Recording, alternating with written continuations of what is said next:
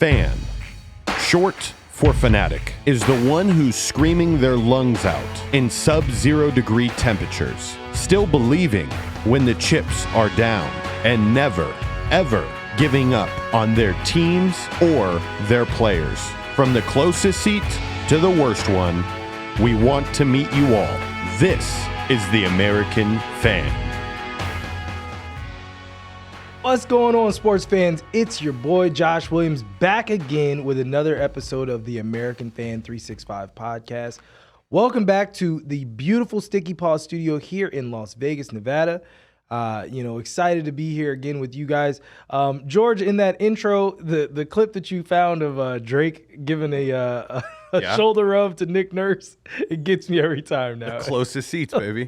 He's the closest seat over here. Like, yeah, what's going on, coach? Like, Drake, seriously. It's only time calm down. Calm down, bro. You're not supposed to touch the coach. Jack Nicklaus and Nicholson in all his years sitting right next to Phil Jackson, right next to Pat Riley. I don't think they even did as much as high five. Yeah, like a little fist bump. Yeah, like I don't even think they ever even did that.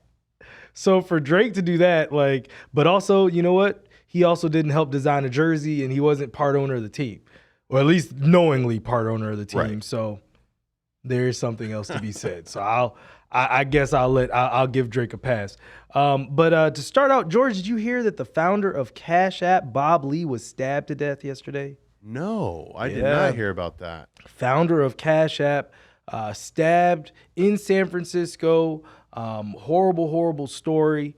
But I will say, and, George and I were kind of talking about it before in the back a little bit, to be able to make it all the way to the end of your mission. Now, whether or not, I'm sure he had more and more, because he was only like 43, I think he was. So he had much more life ahead of him. But Cash App is a global phenomenon. He also was a CPO for a crypto company. I think it was called Mobile Coin. And so, but to get to the finish line, at least to see your thing become something, you're the founder, creator, CEO of that. It sucks that you got to die, especially to die in that fashion. You know I mean, is San Francisco getting that dangerous now, huh?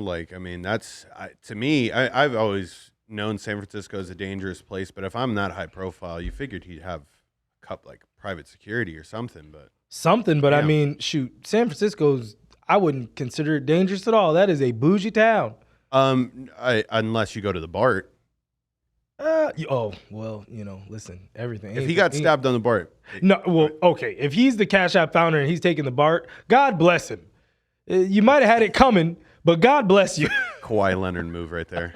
It's just cheaper, man. Oh, my goodness. The Jersey Jam final tally. We are done. We have crowned our inaugural champion. The final tally was 194 to 118, so over 300 votes. That's crazy. We only have 500 some followers, 556 I think it is now, so on Instagram. That's a real engagement, people, for all you fake follower buying mother. Hey, real engagement. Listen, look, trust me. If I could shortcut it, I probably would have. Hey, but I'm glad that we have it. The real American fans. Yeah, and for all of you that's DM me out there, I answer all your DMs, even your crazy ones.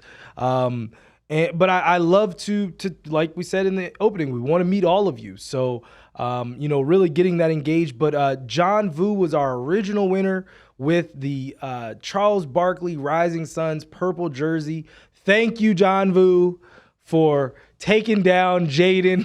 As much as I love her, good Lord, I did not love that jersey. It was like, that jersey is not fired at all. Were the girls upset? Look, they thought they had him, right? Because she jumped out to a quick early lead, and she was up by like 20, and I was like, Christ, here we go again. And then John Vu got in those DMs, man. I looked up, and that boy had like 120 to her like 30, and I was like, uh-oh. This is a runaway. But listen, but Jaidyn kept coming. I was at no point confident until the 12th hour, until it was all the way done, when all votes were reporting. But I do think, speaking of Cash App, I think next year we need to I'm claiming it. Next year, we're going to give away some cash to the winner. Yes. On top of a jersey. Yes. I think, obviously, if John Vu wants to come back, I think he gets the number 1 pick because he was the winner. So he gets to pick his jersey because he was like maybe 30th person that picked a jersey. He was one of the later people that picked one. So to become champ and all the good jerseys were gone, that's saying something. Man. But I think we charge because I think next year we're gonna have a feeding frenzy. I'm claiming next year we got 20, 30,000 followers. Oh yeah, no, it's gonna be a tough process to sort through that. Glad we'll have a team by then. There will definitely be a team because Lord have mercy, that was definitely serious. Hold on one second. Oh my God! Breaking news! Breaking news! Breaking news! And this won't look all right. So this isn't live, but reports reveal Dan Snyder is selling to Jeff Bezos. You're so excited, bro. If that is true, and I got my wish, I've been pushing this for 3 years. When people were like, "You're crazy, that's stupid, Snyder's never gonna sell," I had hope, George, that this was gonna happen. So that was man, bro, that's crazy. I will say, all right. So there was one other NFL story that I didn't have a chance to really go over with George and put on the show flow. But did you hear, George, that John Elway is out with the Broncos? Whoa. Yeah, that came out this morning. Whoa. That came out this morning. He's no longer a member of the Broncos organization. So do you think that's fair or foul? Fair or foul, John Elway no longer with the Broncos. Bro, that's game-changing because I've been preaching that they got a great thing going right now. Like the triad's complete. They wanted their quarterback coaching guru. They wanted Russell Wilson, and now they got Elway. What the? So, okay. I'll say this. Was it has the Walmart family's gone crazy. That's the only thing that you can say. They've gone absolutely crazy. That's the only thing that you can say is that new ownership wanted a different direction because I believe John Elway was the president, right? I want to say if he wasn't president, he was like as high as you could get without being president, basically. Yep. He made a lot of decisions. Yeah. And look, he did. John, I don't care what happens. John Elway is the Denver Broncos, always will be. He was the face of that franchise, got them to their first winning their first 2 Super Bowls because I think he went to 2 or 3 others before he finally won one. So it's unfortunate, but I also think he'll probably find his way to get back in there with his big teeth. Yeah. So, I mean, here's the thing. I think since he's been able to influence a lot of decisions, this is something that Sean Payton might have pushed for. Yeah, bro. He never had to deal with it with the Bensons in New Orleans, right? So and he's been out of the game for a while, but Sean Payton's legend has grown. One of the few coaches where it's the longer he stayed out, I think it was only 2 years. John Gruden probably is the only other one recently that you would think of like that, right? Yep. And he's just I want all the power, all of it. Tell me how much you like me. Fire Elway. To your point, it might be a little bit of insecurity on Peyton's side, right? Where it's the Waltons are we'll take the fire for it, but it's really your move. Do you understand what I'm saying? Yep. So that actually. He actually might be the fox in the hen house that I didn't even look at like that. That's fair. If you don't think Sean Payton's a dog, let's not forget Bountygate, baby. All right, this dude make things happen. I forgot to tell you, I met Greg Williams. Dr. Heat? I met Greg Williams. Greg Williams, won a Super Bowl with Georgia's Saints, but he was also the defensive coordinator for Sean Taylor's defensive coordinator, LeVar Arrington for the Redskins. And week 1, I think it was week 2 of the XFL, when the XFL had their first game. Defenders coach? It was the defense. Yeah, he's the DC Defenders head coach. And I was walking to the field, and he was just sitting down like outside the locker room, just like sitting, like going over his reports. I was like, oh, snap, Greg. And he was like, hey, hi. Shook my hand. I was like, oh, I told Ro. I forgot to tell you that. Nice. Yep, dude. yeah. He was real nice. Real nice guy. Were his hands hot? And did his playbook have nothing but blitzes? Nothing but cover zero. He just loves sending the heat. That's why whenever I think you've mentioned his name twice, and at both times I'm like, oh, Dr. Heat. Like, he just cover zero. We're covering. We got no help anywhere. It's all out blitz, baby. I mean, why not? Why? Because your back end is trash. Like, Greg, we don't have the corners for this. Greg, it's the fourth quarter. There's only 10 seconds left. We can put a couple of safeties back. No. We're sending 8. Send the crib. Send everything we have. Oh, my goodness. All right. Jumping into the show, let's talk about, man, George was right. George dropped. We talked about Drake at the beginning of the show. Yes. George gave the Drake betting tip, and if you bet that, you made money.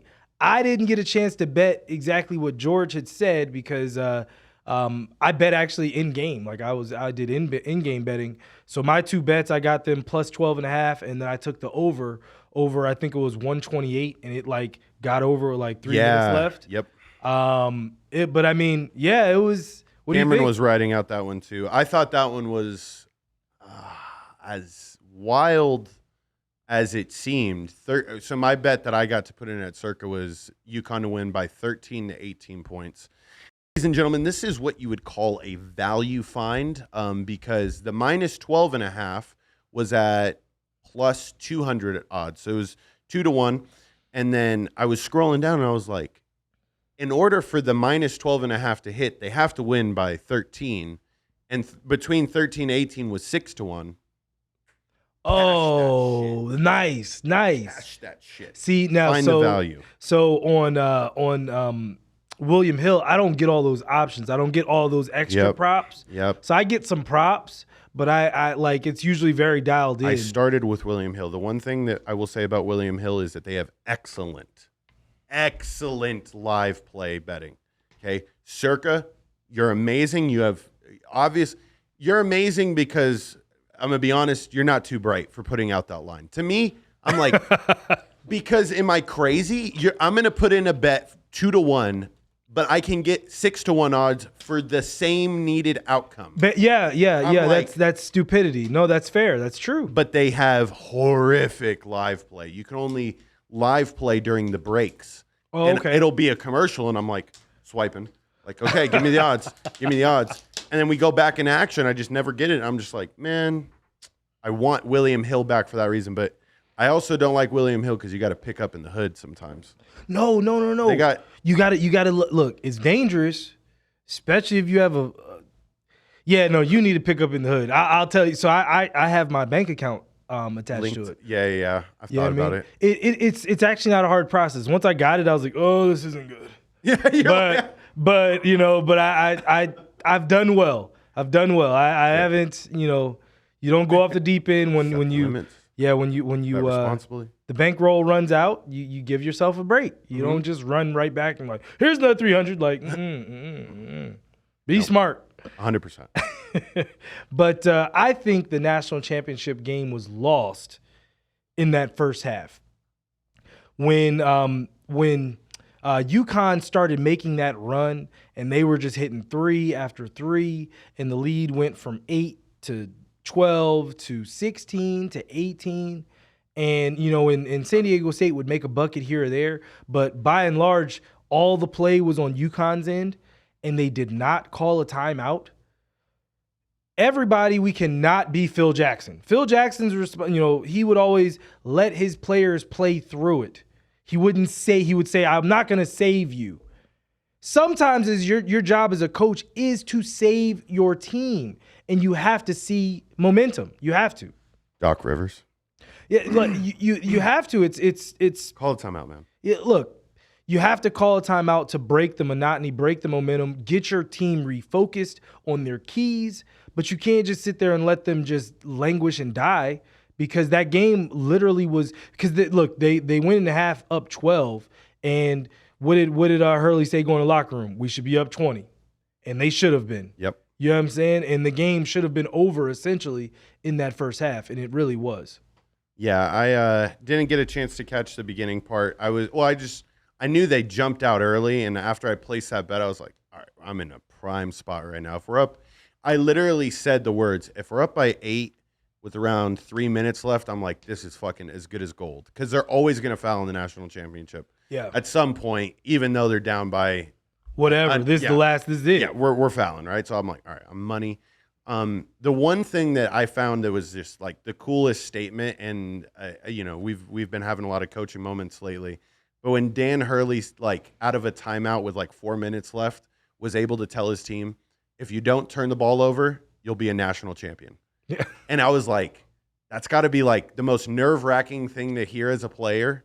You think? But like as a coach, yeah, I mean, in the sense of like, yeah, bro, you can't fuck it up at this moment. Well, I mean, look, I'll say it this. got close.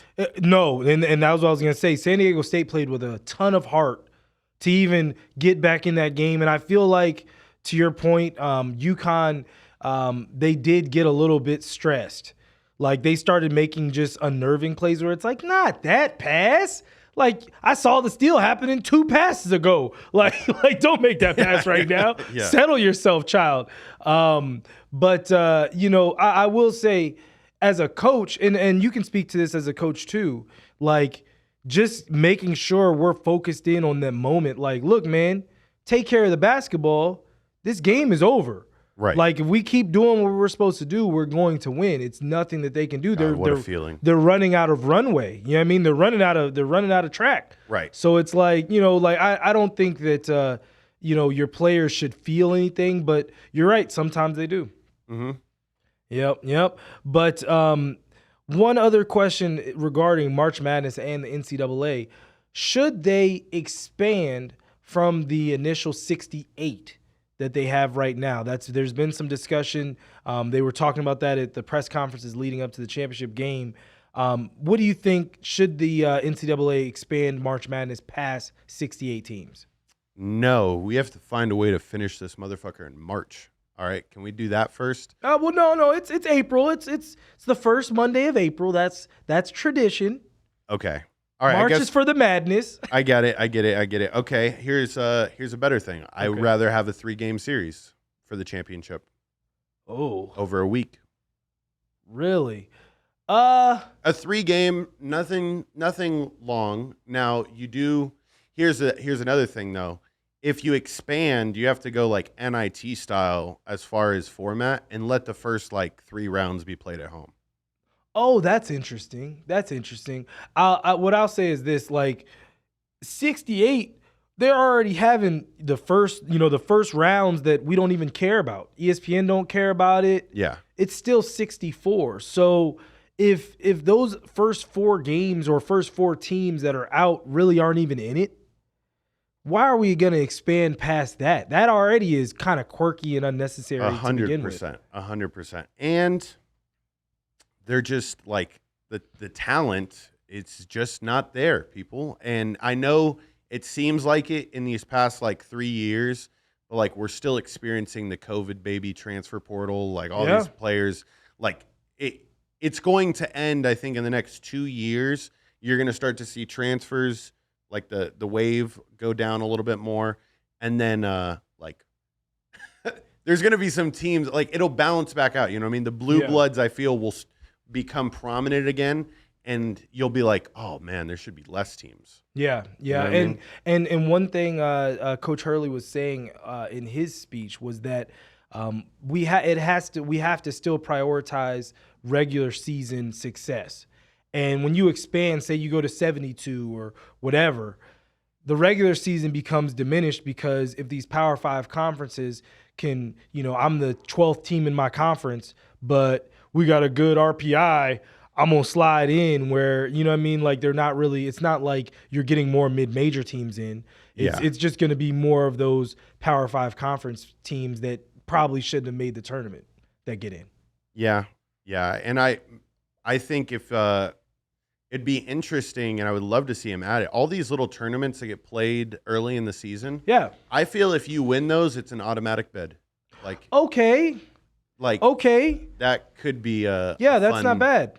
addition. Yeah, that's definitely an interesting way to You look win the at Maui it. Invitational. You're already in the tournament. Yep. That's actually, wow. Mm. Wow. And well, wow, look, well, here, to your point, I'll say this.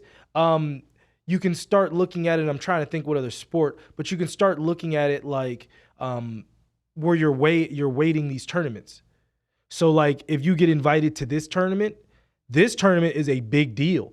And if you win it, like you said, it's a bid. You're automatic 1 through 3 seed. Mm. Do you see what I'm saying? Yeah. That's different. Wow, that would completely shake up the landscape, but it would put more eyeballs on those tournaments, which in the Intel, more TV money because now like, oh, we won the Maui or we won, the Garden Classic or whatever the tournament is. Right.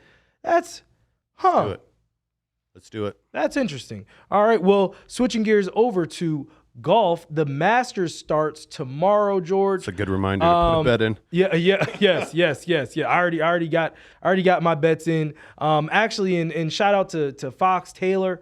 Make sure you go get that hole-in-one bet. It usually goes pretty good odds, and I forget the math. Fox had all the math for us, but it's 72 holes, and I forget how many players, but you have X amount of opportunities to get one chance at a hole-in-one. So the odds typically are in your favor. Crazy. The odds right now at Circa are, will there be a hole-in-one at the Masters? Yes is minus 190. No is plus 165.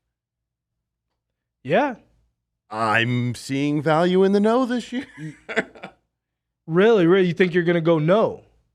I mean, I'd go for the value play in that situation. Yeah. I unless I had like 1,000. If I had $1,000 to put down on yes, then yeah. That's where you go. But I'll put 20 on no and make 30 and be like, I'm winning. It worked out. It all worked out. But are you excited, George, for the first major of the year? Yes, I'm a huge dimple head. Parverts are the new like funny golf term. Okay. I'm a parvert. I love watching the Masters. It has the azaleas, the well manicured greens. I've been seeing YouTube videos pop up all week. As far as like, I love watching the way they manicure like the field because it's a very interesting layout on a lot of the holes. What I'm able to enlighten you on is they run water piping on a lot of the tee boxes, which at most courses, it's such an astronomical cost. You'd rather just do it for the greens and not a tee box. Yeah. But they have to do it for some of the tee boxes because of how many trees they have around. Grass normally wouldn't grow with that many trees in close proximity, so they have to have like this whole water system. So interesting. On a lot of the holes where you see a lot of trees next to the tee boxes, just know that that's like $5 million worth of equipment underneath them. Dang. Yeah. That's crazy. That you'll never see. I did not know. Seriously, the unsung hero. Yeah. I did not know that. I did not know that at all. But I mean, it makes sense. It makes sense if you can't field like. Well, and I was gonna ask this too. What makes the Masters so special in your opinion? For me, it is just how beautiful it is. The Masters, I would say, more than any other course. Anytime you see Augusta on TV, you're looking at Augusta. Yes. Whereas when you watch other, golf events, it's like, oh, it looks nice, it's lovely, but like the colors are insane. It pops. It's a darker green. It's just different. So that, for me, in my opinion, that's my favorite thing about the Masters. What to you makes it special? Iconic family moments growing up. I watched a lot of golf with my dad and seeing Tiger and Phil battle it out for the Masters. The cool part to me is this is the Super Bowl, and I know there's other majors, but in golf, like this is the staple. You need to have one of these to be considered one of the greats. There's been a lot of rumblings in the past that young people can't win. But we've seen it year in and year out that like this new up and coming guy is like Figures it out in that final grouping, right? So that aspect of it, I'm really excited to possibly see a young champ this year. Yeah, because they always say experience wins. And I want to see it change this year. okay. What's your favorite Masters moment all time? I mean, Tiger's last one. Oh, okay. Yeah. All right. That's the one where he had the entire gallery walking behind him. Yeah. There's no. It gave me chills, bro. It gives me chills talking about it right now, and oof. Yeah. Because he's doing it at such an old age. Now he's got his kids, and when you're walking up, I always try to put myself in like, how does his wife feel? Like, how does ex-wife or like, or any insert wife, right? If your husband's going up to win the Masters, but like the feeling that you have to have just knowing that like that's your person, I see what you're saying. No, I see what you're saying. And then I was like, if I feel that way about this man, I can only imagine how like she feels. the people that are close by. Right. Yeah. Right. That's true. That's true. What about you? What's your favorite Masters moment? My favorite Masters moment all time also is Tiger. But it's that chip on I believe that was 17. Yep. To win in 2005 versus Chris DeMarco. They had been battling it all day. Tiger had made a critical mistake, and literally he had to put the ball on a napkin to get it to do what it did. Mm-hmm. And then for the ball to stop at the lip of the cup, drop in. One of my favorite golf commercials of all time was Nike's commercial basically talking about Tiger's chip. And it was like all this and you couldn't center the logo. Like that was like so dope. You know what I mean? And so that's, to me, in that moment, because that was Tiger at the height of Tiger. Yep. And I want to say that was a back-to-back championship for him, Masters. Mm-hmm. So to like see nobody give him the jacket, I don't think that had ever happened before. Like where like the runner of the Augusta was like, here's the jacket again. Yeah, wait. Do you just put this back on yourself? What? Like you pat yourself on the back and just put the jacket back on? Like I think Phil went back-to-back too after that. Did he? If I'm not mistaken. I don't think Phil ever went back-to-back. I think Phil won like 2 in 3 or 4 years. But I don't know if he went back-to-back. I know you're back there checking. But yeah, that's kind of my thing. You're right. To your point, I do wonder if this like wide open field is good for golf, because when we talk about when Tiger was Tiger, it really only was Tiger, VJ, Phil, Ernie, and like maybe one other guy that you were like, those are the guys that are gonna win. More than likely, one of these 5 are gonna win. And every now and again, there'd be that upstart, random guy. What's his name? Cabrera slid in there, got one. You know what I mean? Last year, Will Zalatoris. Yeah, like it'd be a random guy, but like for the most part, it was the crew. Now the field is so wide, I don't know if that helps golf. I think it helps it, but at the same time, not having those marquee stars, I don't know if it helps it as much. I like it for the sole fact that like they allowed live golf, right? So this was the big thing. Like, are they going to allow live players to come and play at the Super Bowl of golf? Now, they won't be invited to the Open. It'll be interesting. I think they're still figuring some of that stuff out. Yeah, I don't think it's they're like, all right, we're going to allow the Masters, but hey, we're going to be the U.S. Open. I don't know. I don't know, right? The Open Championship, I don't know. I can see the PGA Championship, right? Because if you're not part of the league, you're not accumulating points. Yes. You thus cannot be a part of the PGA. The FedEx Cup, FedEx Cup 2, like those two. Yes, you're right. Right. Because how are you going to be in the PGA Championship if you ain't in the PGA? Yeah, that don't make sense. So Brooks Koepka, when I watched him play last week, I know Scotty Scheffler is like the odds-on favorite at the moment. He's playing really hot, but Brooks Koepka last week looked like the Brooks Koepka that won a lot of golf. That got like it was just like was a problem. super fucking hot. And he said in his post-game interview after winning the tournament last week, he was like, yeah, it's just amazing what I could do when I'm healthy. And I was like, enough said, champ. Let me go look. I'm actually going to do it as I toss it back to you. Who do you think's going to possibly win it this year? Well, I know you're not a pervert like me, but no, I love golf. I don't watch it as much when Tiger isn't in because I was a Tiger fan. But also, I think Tiger's going at plus 5,000 to win the event. If you don't put if you don't put $2 on that, come on, bro. You put your money down just because. God bless you. Never know. That would be the funnest Sunday of your life. That's why you put money down. You simply never know, and plus 5,000. That's those are about as long odds as you get. And Brooks Koepka plus 4,800 right now. Plus 4,800. So I get 48-1, and I'm gonna Brooks Koepka. Whoa, yeah, I'll go bet that as well. That's wow. That's actually a really good bet, George.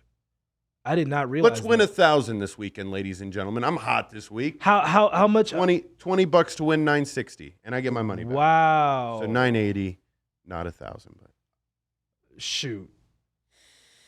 Yeah, that would be the biggest win I've had in a while. Well, I mean, look, how often do you get 48-1 odds on a actual person that could win? That won won the Live Golf Championship or the tournament last week. Come on, bro. Like, you know what I mean? Like, and look, and as a major winner, was #1 player in the world. Like, we ain't throwing it out on a slouch. He has been hurt. He has been hurt to his point as well. Like, really, the reason he hadn't been winning is because he had, I think, wrist and back issues. Right. But look at you're getting Scotty Scheffler at 8-1. You're getting Rory at 7-1. John Rahm at 9-1. 48-1 on the people, and I'm gonna say it. He's doing it for the pride of Live Golf. Right? He's playing for something bigger. Yeah. Than just a he's playing. It's for the put the stamp on it, bro. To stick my finger in your face. That's fair, man. That's fair. All right, well, let's go ahead and switch gears. The NBA and the NHL playoffs are upon us. They're coming into focus. Let's talk about some of the favorites in each. We're going to start off in the NBA. The NBA in the East, let's start with the #1 seed, the Milwaukee Bucks. I know George is not concerned with the Bucks. Correct. He is a Celtics fan. But when Ro's here, Ro and I have talked about this many times. The Bucks having championship pedigree and championship medal, they are going to be a very, very dangerous team. George, what do you think? Terrified. I mean, absolutely shaking in my boots over here. I mean, Giannis is, I will say, out of everybody in the league that isn't on the Celtics, he's my favorite player. Okay. So I love to see him do well. I love to see him, take one dribble from half court and dunk it. Like, this man's how is insane. This happening? Right. But, I don't think they'll have any trouble until they meet the other team in green. And then that'll be that would have to be the conference finals. It'll be a 7-game series that you better be there watching every single minute of. And I'll leave it at that. I think that the 1 and 2 seed are in the East are far and away the better of the teams. Better out of everybody else. Yeah. Yeah. I think the Celtics, I feel like, they've taken on a little water over the last month and a half. Maybe it was a little bit of malaise, kind of waiting to get re-engaged. But that being said, this is where and I said this at the very beginning of the season, and, I'm not going to go back and clip it because we've had a lot of episodes now, but this is where I think the loss of Ime Udoka is going to really start to show up. And this is where I think it could be a problem because this is where we really start to coach. Yep. Do you understand what I'm saying? And this is where your decisions and micro decisions, little small minutia decisions matter. So we got to be you'll see early on, we have such great guard defense. Sure. Okay. And I think that's out of all the teams in the league, I think when we decide to lock it down up top, we're pretty tough to beat. Um, it's going to be getting our bigs to cover. Robert Williams can't do it all. Like, I'm confident only when he's on the court, but like we'll really see what the coaching matchup is when Eric Muscala is getting, screen and rolled, has to switch on somebody who's going to cook them. Like what's the plan there? Because in the past with Ime, like we were a pretty sound defense. We weren't switching much.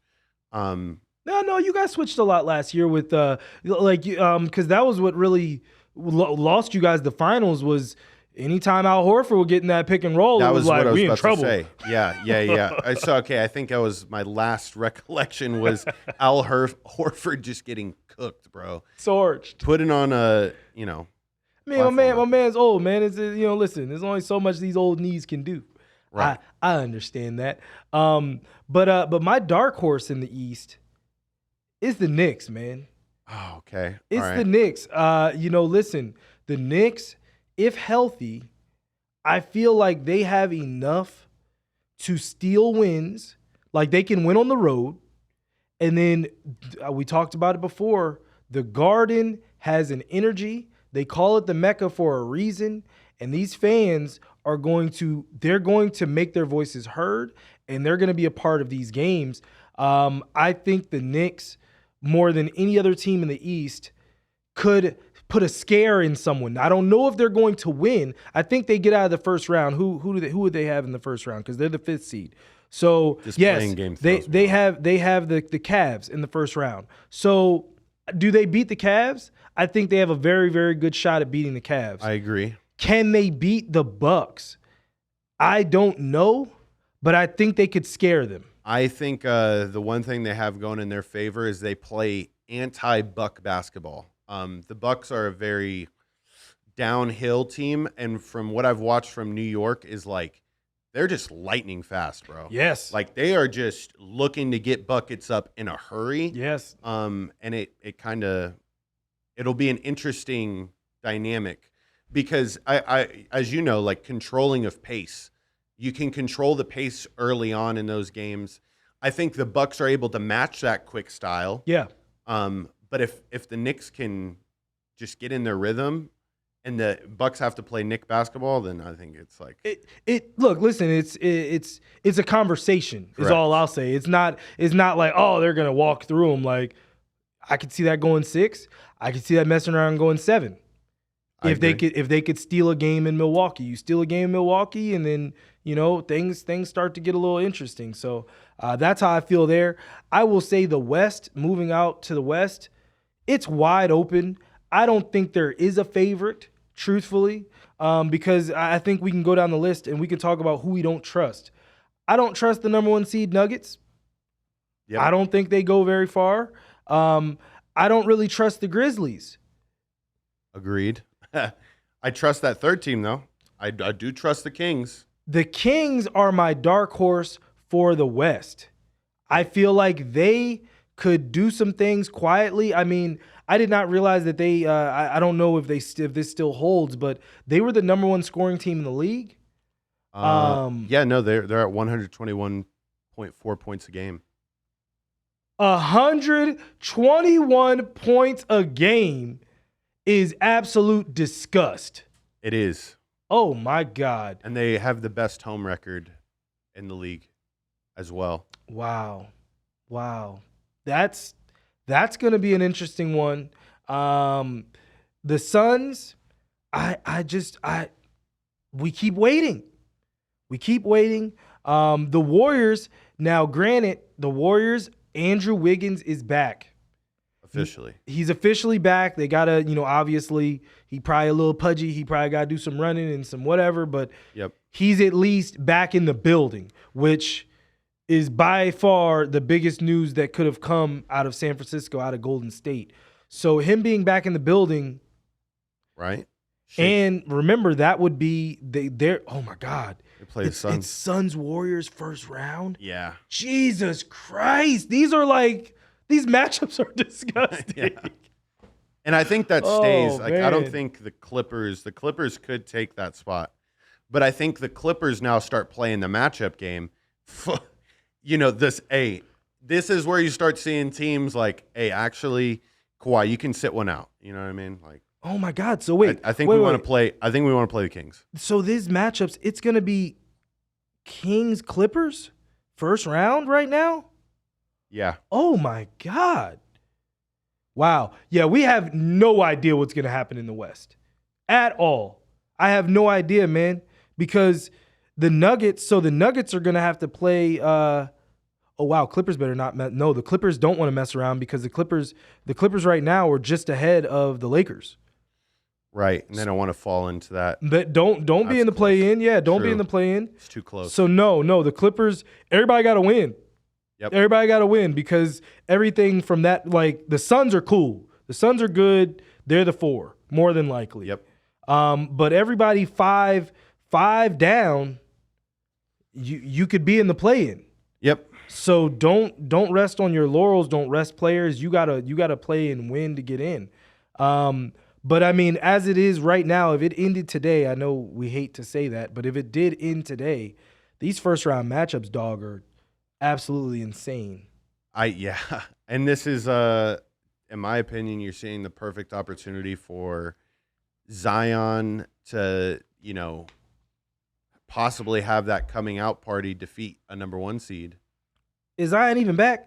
Is he? No, he ain't coming back. Oh, damn, bro. Yeah. That just goes to show you, like, I don't know what the hell's been happening in New Orleans. Like, I knew he got injured, but I didn't know it was, like, season ending.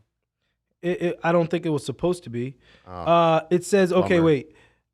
See, 1 day ago, Zion Williamson has no timetable for return from injury. And then the next article 1 day ago is Zion Williamson playing tonight against the Sacramento Kings. It's still up in the air. So we still have no idea. I would not want to just roll him out in playoff basketball, talking about you were just on the shelf for 2 months or 3 months. Facts. And now go run your big body up and down the floor at maximum output. They got some solid, like, veteran playoff people, though. Like, as far as C.J. McCollum goes, he's played in some really big games. Yeah. Jonas Valanciunas. Brandon Ingram. Yeah, I mean, like, they've definitely got bodies, but, they ain't going nowhere.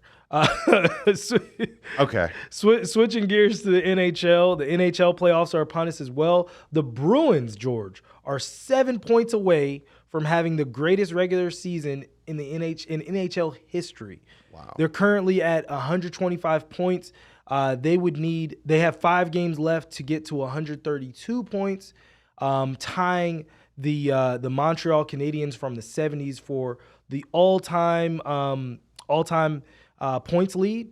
They're obviously the President's Cup champion this year.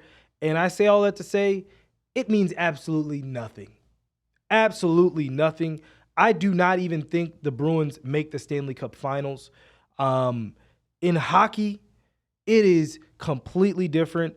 Who do you think the favorites are? And what team do you have hoisting the Lord Stanley's Cup? I think this is finally the Knights' year to make it back to the finals. They've been playing, in my opinion, the best hockey they've played since they made it. And this is going back 2 years where the teams looked solid going in. We've just had poor officiating luck. That whole big penalty fiasco that happened a couple of years. San Jose, yeah. With San Jose. But this is a team that I'm seeing play more than ever because I go to my fiance's house. Her dad's watching. We watch so much Knights hockey. And so that's all I know. One of the big pieces in addition, though, is Jonathan Quick. Whenever you're adding a goalie that has Stanley Cups in his resume. Vesna's in his resume. Vesna's too. I was like, okay, so we get rid of Fleury, we get Jonathan Quick. I'm like, all right. I know he probably doesn't have too many years left in him, but let's get one more for the man. I'm gonna tell you this. In that conference, looking at it, If it's not now for the Edmonton Oilers, when? Leon Draisaitl and Connor McDavid, what they have done over the last 4 years is beyond historic. I mean, both of them, like I think Connor McDavid's up at 60 goals, 60 plus goals. Leon Draisaitl got 50 goals. They both got over 50 assists. They're both high 100-point guys. If you cannot win with two dudes on your roster going to work like that, I don't know what else you can do. And so in a year like this, I didn't realize, my Caps have been, we were injured this year. We were trash, but we were injured too. I think we lost the most games to injury out of any team in the league. But I mean, the Avalanche won last year. They're winning their division again this year. I think for me, it's got to be the Oilers. The Oilers, I think that's the team. But look, hockey is different. It's completely different from the NBA. Number 1 seed means nothing. Number 8 seed means nothing. Yeah. I think the core 4 things for me in hockey, in playoff time, coaching. I feel like your coach matters a ton. When we had Bruce Boudreau on the Capitals, he was a brand new coach. We were winning the President's Cup. We would get to the playoffs, and the playoffs are different, and he would never make adjustments. I was at the Montreal Canadiens Capitals game when we were supposed to close them out. We were up 3-1. I flew down from Massachusetts to the game. Oh, no. I would have spit on the roof. I was just like, I never sit this high. And I was like, I just want to be in the house. I got to be there. Right. Because we were going to Stanley Cup that year, baby. President's Cup. Ovechkin's dropping 60 goals. Like, who's stopping us? We had the young guns. We were ready. We lost that game. Because before that game, Ovechkin was talking about how, I remember all this. Yaroslav Halak was the goalie. And I think we had like 8 goals in a game. And Ovechkin after the game was like, yeah, his hands were shaking. He was trembling. And I could see it. And it was like, and then they went and won 3 straight games. 4 straight games. Damn. 4 straight games to win, to knock us out. Because we were up 3-0, I think. And I was going home for the sweep. And they won that game, and then they kept winning. The curse of Josh Williams. Hey, I accept when I'm the bad luck guy. At least you guys won one. You guys, the curse is broken. Curse is broken. But Josh, definitely curse the team. I think the second part is your star talent. You have to have stars to win in the end. You don't have to have a crew of stars, but you got to have a solid 3 to 4, both from your forwards to your defensemen. You need to have a big, a sturdy defenseman that's playing 20-some minutes, but also is able to create offense for you. And then you have to have at least 2 to 3 marquee scorers to make a long Stanley Cup run. The third part, you got to have a strong bottom 6. You know what I mean? Your roster, that checking line and that fourth line. If your fourth line, when you talk about the Knights, the reason the Knights were so good that first year was because they had a crew of fourth line dudes that never had a chance. Right. And so they all had a fourth line mentality that they had to go get it. And there wasn't really a pecking order. You didn't know who William Karlsson's line was the first line, but not necessarily. Right. You know what I'm saying? Like they had a very, very deep team. So you have to have a strong bottom 6. And the fourth and final most important part is you got to have a hot goalie. Your goalie needs to win you games and keep you in games when maybe the team is struggling. If you can have those 4, I think that's really what gets you to the Stanley Cup final. It's a recipe for it. And a loud fan base. Vegas, you need to show up, right? Like the first time we made it, I went to the first ever playoff game for the Knights. Oh, wow. Oh, my God. How much money was that? Thank you, Dad. Fair enough. Yeah. My dad, this is another reason why I love the man, because he just knows, like, there's certain events where it's like, he didn't even go. Like, it wasn't a family event, but he was like, you and your brother need to go. Oh, So wow. and it was rocking, bro. And every time I've seen playoff games since that first season, I'm like, we're missing that playoff. Like, this is important for Vegas. Really? You think so? I do. I think it's the fan base, especially. I don't know if it's just hockey, but like the fans seem really harsh. Yeah, Like I mean, because y'all didn't get it. Y'all still don't get it. And that was my issue with Vegas fans is like they, you guys thought you got hockey, but hockey, I talk about those 4 things. You can have all 4 of those things and the puck bounce a wrong way, and that's the difference between a game or a series. Mm-hmm. And it's like it's not fair. This time of year is not fair. Winning all those games means nothing at this time of year. You know what I'm saying? And I still don't think Vegas fans get that. Yeah, no. Then that's what I'm trying to get across here is I watch other arenas and it's just, dude, they're not pumping crowd noise. Like, and you're able to hear the decibel audible change difference, from like if the Red Wings were to make it or It's different in there. It's loud. It's different. New York, Madison Square Garden. We talk about basketball. Oh, it gets stupid for hockey. Pittsburgh Penguins, stupid for hockey. You know what I mean? The Capitals, when we start, you see I got my Rock the Red. That was from the Stanley Cup run. I went home for game 6 when we won the game. Or game 5. Yeah, game 5. Game 5. Because I went home because I was going to buy tickets to game 6 if we went that far. And thank God I was able to finagle my way into the arena and get in there to watch game 5, and we won game 5. Sick. So, but cool moment. But yeah, I mean it's about those moments, man, and you're right. The fan energy, you got to stay positive. That's the thing. Yeah. That's the thing, cuz the groans, like the hockey, like, oh, like when that deflation happens when the other team does something. Yeah. It's not like basketball where it's like constant back forth. You score, we get a stop, you get a stop. Like hockey, you could have 5 straight minutes of like, oh, we're gonna get a goal, and the goalie just does enough to stop it, and then they get a goal. Oh, yeah, it's deflating, bro. People in Vegas don't cheer enough for a great defensive possession. Yeah, like really locking down, understanding that moment. Yeah, so we somewhat understood it with Fleury, and then it's just like the magic that the Flower Man had, know. But I did forget that you guys got quick, and that listen, we go back to the 4. You guys have coach because you have Cassidy as your coach. Look at me knowing all this night stuff. You've got star talent.